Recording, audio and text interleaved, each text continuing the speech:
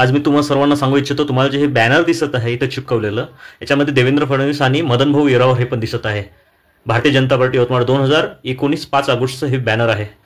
सांगण्याचं तात्पर्य इतकंच की या भारतीय जनता पार्टीच्या शाखा उभारण्याकरिता वाटखेड या गावामध्ये मला असंख्य लोकांशी दुश्मनी करावी लागली. त्यावेळेस मी भारतीय जनता पार्टी करता काम करणारच नाही. भारतीय जनता पार्टीमध्ये मदन भाऊ येरावार शिवाय दुसऱ्या कोणत्या कार्यकर्त्याला जर तिकीट मिळाली असती गोष्ट वेगळी होती, परंतु याच माणसांनी माझ्या संदर्भात विरोध केलेला आहे आणि मी याला माझ्या मनातून घरातून या लोकांना आज काढत आहोत, तुमच्या समोर दाखवण्याचा प्रयत्न करत आहोत. कारण का हा माणूस माझ्या मनात हृदयात नकोच.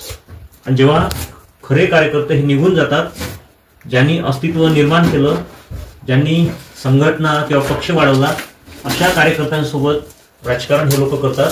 म्हणून आता नको, बस खूप झालं.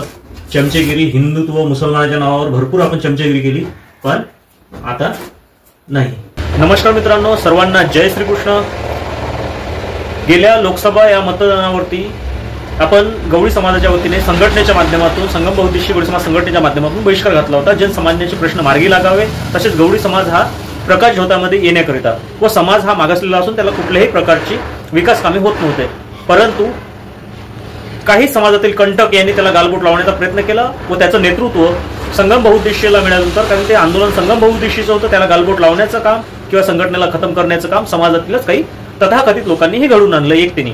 परंतु हमला झाल्याच्या नंतर ज्या रमेश केशव झांबरे, जगलाल बैटवार या लोकांनी आणि मोहन घाटो या लोकांनी आपल्या गाडीचा पाठलाग करून आपल्यावरती तो हमला चढवला. त्याची FIR पण दाखल झाली आणि आता कार्यवाही पण त्यांच्यावर सुरू आहे. परंतु त्यांना वाचविण्याचं काम जे झालेलं आहे, यवतमाळ येथील माननीय आमदार मदन भाऊ येरावार यांनी पोलिसांवरती दबाव बनवून तिथले जे SP आहे, जिल्हा पोलीस अधीक्षक पवन कुमार बनसोड यांनी ते सर्व प्रकरण थंड बसण्यात ठेवलं. नंतर यवतमाळच्या गुन्हेगारी संदर्भात माननीय खासदार संजय भाऊ देशमुख यांना जे आपण पाठिंबा दिला होता, त्यांनी तो प्रश्न लोकसभेमध्ये घेतला आणि पवन बनसोड जिल्हा पोलीस अधीक्षक यांची बदली करून घेतली.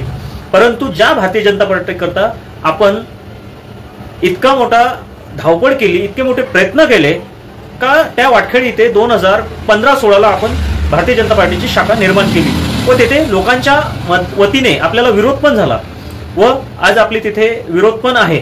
परंतु ती शाखा निर्माण करण्याकरता भारतीय जनता पार्टीला 2006 ते 2024 पर्यंत आजपर्यंत आपण जुळून राहिलो. परंतु आपल्याला मिळालेल्या माहितीनुसार किंवा आपण घेतलेल्या माहितीनुसार माननीय मदन भाऊ येरावार यांनी एक वेळा नव्हे तर 3 वेळा संगम बहुउद्देशीयच्या विकासाला आळा बसविण्याचं काम केलं व विरोधात गेले.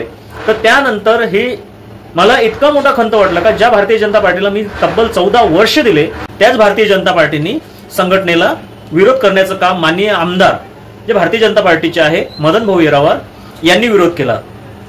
तिथे पंचायत समिती, गटविकास अधिकारी यांना काही कार्यकर्त्यांच्या वतीने शाई लावण्यात आली, तेव्हाही मला फसवण्यात आलेलं आहे. त्याच्यानंतर संगम बहुउद्देशीयची वाटचाल विकासाकडे होती, तेव्हा सुद्धा तहसीलदार देशमुखच्या माध्यमातून संगम बहुउद्देशीयला अडथळा निर्माण करण्यात आला. त्यानंतर आपण उपोषण मांडलं गावाच्या विकासाकरता, त्यावेळेस सुद्धा त्या उपोषण सक्सेसफुल व्हावं नाही याकरता सुद्धा माननीय आमदार किंवा भारतीय जनता पार्टीचे तथाकथित पदाधिकारी व सत्तेतील लोकांनी त्याला विरोध केला व होऊ नाही दिला.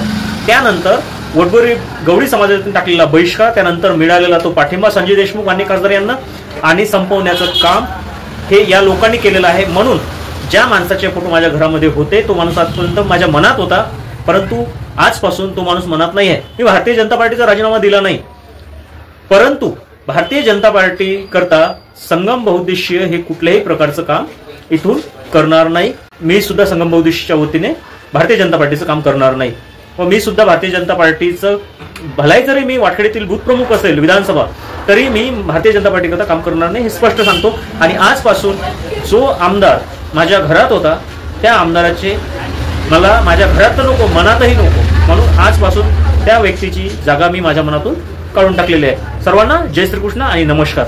इथून माझं भारतीय जनता पार्टीशी नातं असेल, परंतु माननीय आमदार मदन येरावार यांच्याशी तीड मात्र सुद्धा माझं नातं नसेल व मी त्यांच्याकरता काम सुद्धा करू शकणार नाही. मी आज तुम्हाला स्पष्ट सांगते. आणि असा माणूस मला नकोच, ज्यांनी माझ्या विकासाची वाटचाल रोखली, माझ्या संघटनेला मोठं होण्याकरता रोखलं, तर असा माणूस मला मुळातच नको. आणि सर्व संघटनेच्या पदाधिकारी, कार्यकर्ते, समिती, महिला समिती यांना सांगू इच्छितो की आपण पुढे वेगळा निर्णय घेणार आहोत आणि त्याकरता आपल्याला वेगळा निर्णय घ्यायचा आहे आणि यावेळेस सुद्धा आपण वेगळं पाऊल उचलत दुसऱ्या कोणाला तरी पाठिंबा मतदानाचा विधानसभेमध्ये देऊ. सर्वांना धन्यवाद. जय श्री कृष्ण, जय भारत.